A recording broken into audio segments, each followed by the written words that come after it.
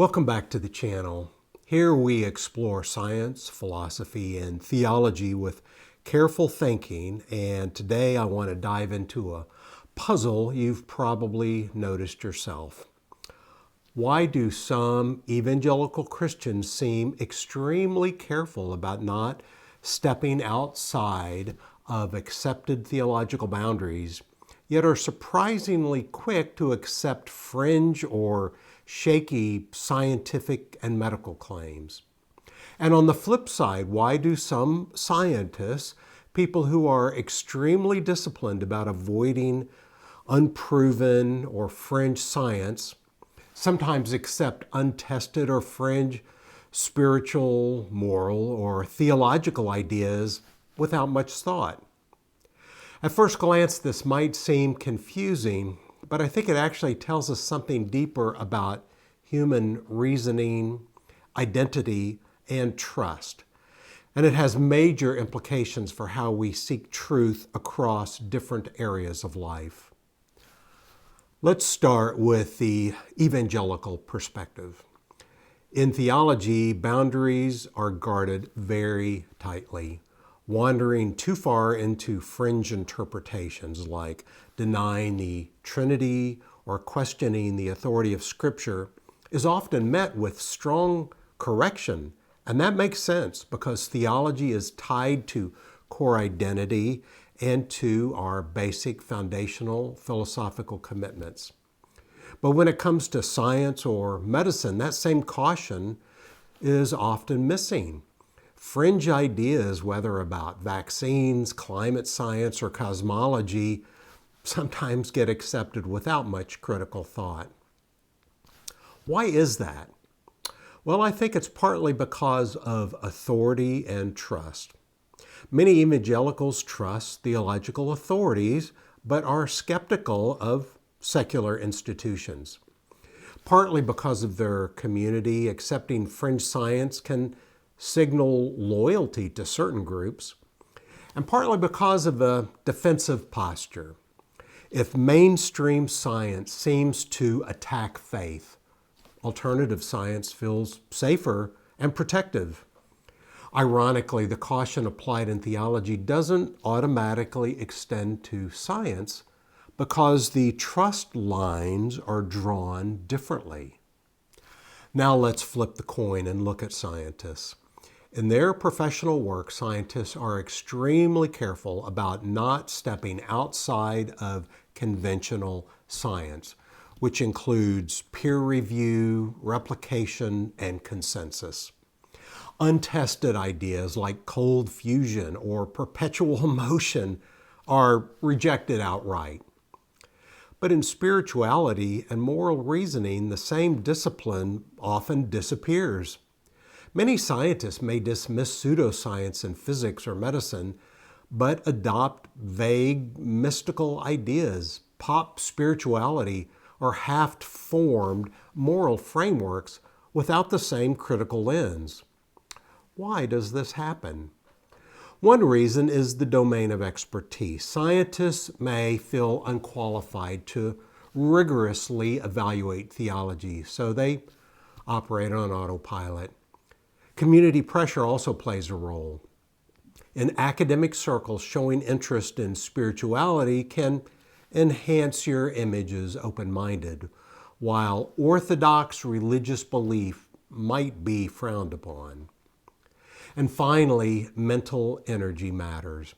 Careful scrutiny takes work, and when attention is spent on your research, spiritual reflection often doesn't get the same level of critical filtering. When you step back, you notice a mirror effect. Evangelicals carefully guard theology, but not science. And scientists carefully guard science, but not theology. Both groups consider themselves careful truth seekers, and in their own domains, they really are. But outside of those domains, blind spots appear. This shows us something important about human reasoning. We are identity-driven reasoners. We apply caution most rigorously where it affects who we are, our credibility, or our community belonging. And the irony is that both sides fall into similar traps, just in different domains, which is why no one is immune to gullibility. And I'm not just talking about evangelicals and scientists, but all of us, including you and me, we all have blind spots. At the root of this is authority and trust. Evangelicals trust Scripture and their church, but often distrust secular institutions, while scientists trust peer-reviewed journals and scientific consensus, but often distrust religious institutions. Now, when we trust an authority, we pay extra attention to the details so we don't drift off course. But when we distrust an authority, we usually relax our scrutiny because it doesn't feel like it matters as much to be right. This explains why evangelicals may reject mainstream medicine, but carefully parse ancient Greek verbs in the New Testament, and why scientists may reject homeopathy, but casually accept pop spirituality or vague moral ideas. It's less about evidence in these cases and more about who we trust and who we distrust. This matters because truth is not divided into separate silos. If God is real, then all truth is God's truth. And that means science, philosophy, and theology are all interconnected. When we guard one domain carefully but let down our guard in another, we create inconsistency, which can distort faith and reason. Faith can ignore evidence, or science can ignore moral or spiritual truths. And either way, our understanding of reality becomes incomplete. To be intellectually and spiritually coherent, we need to apply critical thinking consistently across all domains, not just where it's comfortable or socially reinforced. So, how do we move towards consistency? First, I propose we cultivate intellectual humility and admit that we all have blind spots, whether in science, faith, or philosophy. Second, cross-pollinate disciplines. Let science, philosophy, and theology inform each other because together they offer a fuller picture of reality. Science investigates what reality is like. Philosophy asks why that really matters. And theology inquires into the ultimate source of reality and its final destiny. And finally, examine authority carefully.